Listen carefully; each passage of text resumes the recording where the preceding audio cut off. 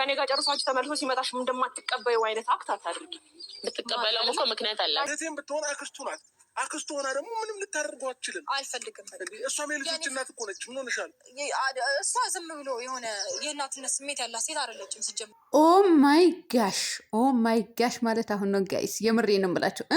ሩታዬ እንግዲህ የእናትነት ስሜት የምታውቅ ሴት አይደለችም። ለማን? ለቦርኳ ሮቷ ቡዜ ማለት ነው። ቡዜ እና ታዲያ እናትነትን ስለ እናትነት ስለ ልጅ ታውቃለች ብለህ ስታወራ አቶ አብርሃም ታደሰ ትንሽ አታፍርም እንዴ?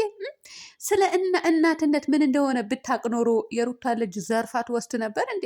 ሲቀጥል ደግሞ እናትነት የምታውቅ ከሆነ በእንደዚህ አይነት ቆሻሻ ተግባር ወታ ጀነን ኮስተር ቀብርር ብላ ትኖር ነበረ እንጂ የሴቶችን ጋጋታ አምጥታ አንተ ላይ ልጥፍ አታደርግብህም ነበረ። እናት የምትባሏ ጣዕም ያላት ሴት ናት። ገባህ አይደለ? ልጇን ወልዳ በስርዓት የምታሳድግ ከዛ በኋላ በቤተሰቦቿ በወንድሞቿ ይቅርና በባዳው እንኳን ትዳር ሲፈርስ ወይም ደግሞ ትዳር ላይ የሆነ ክፍተት ሲፈጠር ለማስተካከል የሚሞክር ነው እናትነት። ስለ እናትነት የሚያውቅ እንጂ ትዳር ላይ በመካከል የሆነ ነገር ተፈጠረ ብላ ሴት አምጥታ መለጠፍ፣ ከዛ ቀጥሎ ደግሞ ማሽቃበጥ ማሽቋለጥ ብሎ ነገር የለም።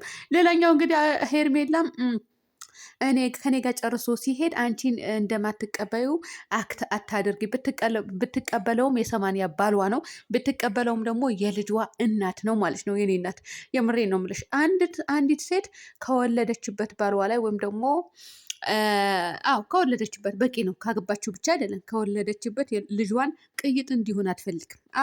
መከራና ስቃይ ቢፈራረቅባትም አርፋ ቁጭ ትላለች ማለት ነው። ስለዚህ የአንቺ መድረሻና የአንቺ መጨረሻ ናፍቆኛል። እኔ የምሬን ነው የምልሽ። ሰላም አለይኩም ወራህመቱላሂ ወበረካቱ። ውድና የተከበራችሁ የቻናሌ ቤተሰቦች እንዴት ናችሁ? ደህና ናችሁ? ላይክ፣ ሼር፣ ሰብስክራይብ እያደረጋችሁ ውድ ቤተሰቦች እንግዲህ ወደ ገደለው ስንገባ ጋይስ በዛ ሌላ ታሪክ ነው፣ በዛ ሌላ ታሪክ ነው፣ በዛ ሌላ ታሪክ ነው። እናንተ ማርቲ የምትባልዋ ማለት ነው ልጅ አለኝ ብላ መጣችሁ ወይ? ይሄ ሰሞን ስንት አይዲያ ነው ያመለጠኝ። እናንተ ስንት ነገር ነው ያመለጠኝ። ቢያመልጠኝ ይሻለኛል። እኔ ከተልከሰከሰ እንትን ማህበራዊ ሚዲያ ማለት ነው። ይህ ልክስክስነት እኮ ነው ጋይስ። ቢያመልጠኝ ይሻላል፣ እንኳንም ያላየውኝ ማለት ነው። አሁን ልጅ እንዳላችሁ ተናገሩ፣ ሁላችሁም ተናዘዙ ብለን ነበረ። እንደው ወንዶቹስ መቼ ነው የሚናዘዙት? አላቅም። በተለይ ወታደራዎቹ ማለት ነው የምር መቼ ነው የሚናዘዙት አላቅምና ሩታዬ የኔ ውድ ነገር ጎበዚቷ ማለት ነው፣ ቆፍጠንቷ እንግዲህ ለብዙ ልክልከዋ ነግረዋለች። አክስቱ ናት፣ ምን ልታረገው ነው? እህቴ እኮ ናት ይላል ማለት ነው አቶ አብርሃም። እህትህ ናት፣ እህትህ ብትወስደውም ችግር የለውም ትመልሰዋለች። ምንም አታደርገውም፣ የወንድሟ ልጅ ነው ማለት ነው። ምንም ልታደርገው አትችልም። ነገር ግን አምጥታ ሴቶችን ስትለጥፍብህ ትዳር ከፈረሰ ለወንድሟ ልጅ የምታስብ ከሆነ ምንም አታደርገውም ተብሎ የሚታሰብ ከሆነ ማለት ነው ጋይስ እያቋረጥኩኝ ነው። እና የምታስብ ቢሆን ኖሮ ጭንቅላቷ ድንጋይ ራስ ካልሆነ በስተቀር ለእናትነት ስሜት የሚገባት ከሆነ ዶንቆሮ ካልሆነች፣ እናት ነኝ እኔም ልጆች አሉኝ። ስለዚህ ልጅ ከእናቱ ሲነጠል ይጎዳል ወይ? እናትስ ምን አይነት ስሜት ይሰማታል? ልጁስ ምን ይጎልበታል? አይጠባም እንደ ይሄ ልጅ ጡት አይጠባም እንደ ይጠባል እኮ የማይጠባ አይምሰላችሁ። ወተት አለ፣ ወተት የለም አይደለም ሀገራችን ላይ። ቢሆንም ግን የእናት ወተት ግዴታ ነው። ስለዚህ ይጠባል ማለት ነው። እና ይሄን ሁሉ ብታስብ ድናቁርት ካልሆነች በስተቀር እንዴት ልጅ ትወስዳለች? እሱም አይደለም ለልጇ የምታስብ ከሆነ እስከ ዛሬ ድረስ ለምን ችግራቸው ለመፍታት አልሞከረችም? የሴት ጋጋታ ሲያመጣ ቀያይሮ ሴት ሲያመጣ ተው እባክህ ሴት አታምጣ፣ ቆይ ተረጋጋ፣ ልጅህን አሳድግ፣ እንዴ ተረጋግተህ ችግርህን ፍታ እኮ አላለችውም እኮ። አንዴ ምሳ ሰርታ የሆነ ነገር ሰርታ ይሄ አጥጋቢ ያልሆነ ነገር ማለት ነው። እኔ እንግዳ ስትጋብዙ ይቅርታ አድርጉልኝና የሆነ ነገር ስሩ ማለቴ ይሄ አለጫ የሆነ ነገር ብላችሁ የሆነ ሽሮ ምናምን አንተክትካችሁ አታቅርቡ። እኔ አያገባኝም። አፌ ነው የተናገረው ጋይስ። አፌ ነው ተሳስቻለሁ ማለት ነው። የሌለው ውስጥ ታዲያ ኬት አባቱ ሊያመጣ ነው ልትሉ እንችላላችሁ። እኔም የለኝም እኮ አለኝ እኮ አለኝ አይደለም ግን ሚዲያ ላይ ልታወጡት ከፈለጋችሁ፣ ልታሽቋልጡ ልታሽቃብጡ ከፈለጋችሁ፣ ለዝሙት ወንድ ልጅ ባለትዳር ወንድ ልጅ ካልማገጥክ፣ ሌላ ሴት ካልደረብክ፣ ልጅህን ጥለህ ካልወጣህ፣ ከዛ ቤት ሚስትህን ጥለህ ካልወጣህ ብለሽ የምታሽቃብጪ በሙሉ ማለት ነው ስጋ ሰርታችሁ የተለያየ ነገር ሰርታችሁ ጋብዟት። እንደዚህ አይነት ውሽማ ስታመጡለት ለወንድማችሁ ይሄ ነው ማለት ነው።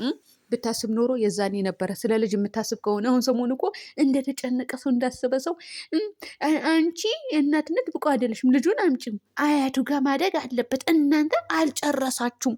እና ታዲያ እሷ ናት ልጅነት የጨረሰችው። ጋይስ እኔ የምሬ ነው የምላቸው። ሚዲያ ላይ በተለቀቀው ነገር እንፈትፍት እናውራ ከተባለ አንዳቸውም ልጅነት አልጨረሱም።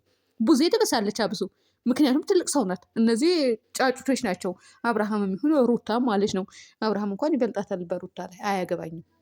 አው ነገር ግን ምራቁን አልዋጠም። የሆነ ምራቅ አቅ ያለ ሰው ነው ምራቅ የዋጠ ሰው ነው የሚሻለው የሚባለው። ትንሽ አቅ ያለ ሰው። አቅ ማለት እንዴት ልበላችሁ እናንተ፣ በአማርኛ ነው ወይስ በጉራጌኛ ነው አቅ ማለት? የሆነ ጠንከር እንዴት በቃ ተውኝ፣ አላቅም።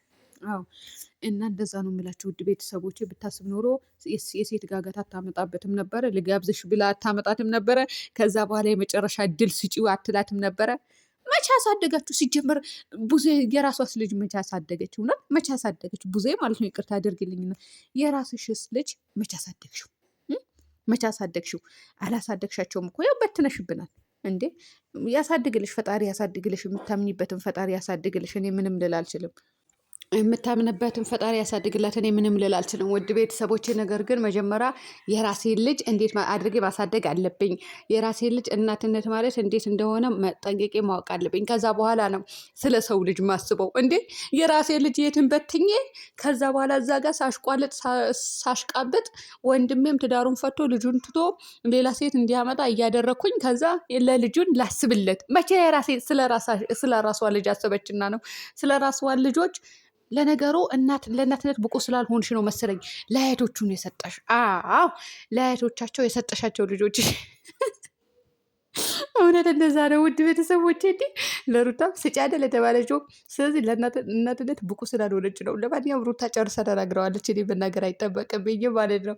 መናገር አይጠበቅብኝም እና ሄርሜላም እንግዲህ ከአብርሃም ጋር አልለያይም እንዴ አልፈልግም፣ ልሰማችሁ አይደለም ከዚህ በኋላ አትስሚያቸው። አዎ አትስሚያቸው። እውነት የሚያዋጣሽ አብርሃም ነው።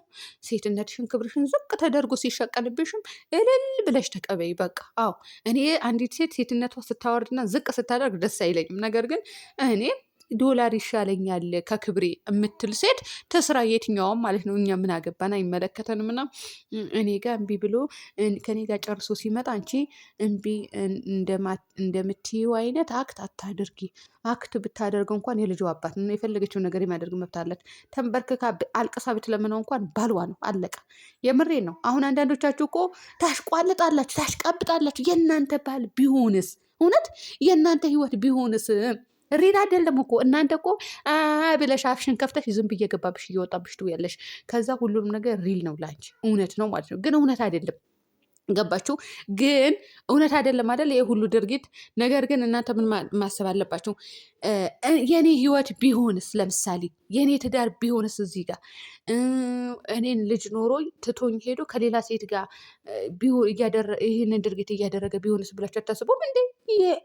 ወላይ በጣም ነው የምታስጠሉት። እንደዚህ አይነት ነገር እየደገፋችሁ የእናንተ ህይወት ምን አይነት ቢሆን ነው አሁን መጨረሻችሁ? እናንተ አሁን ትክክለኛ ትዳር ትመራላችሁ እንዴ?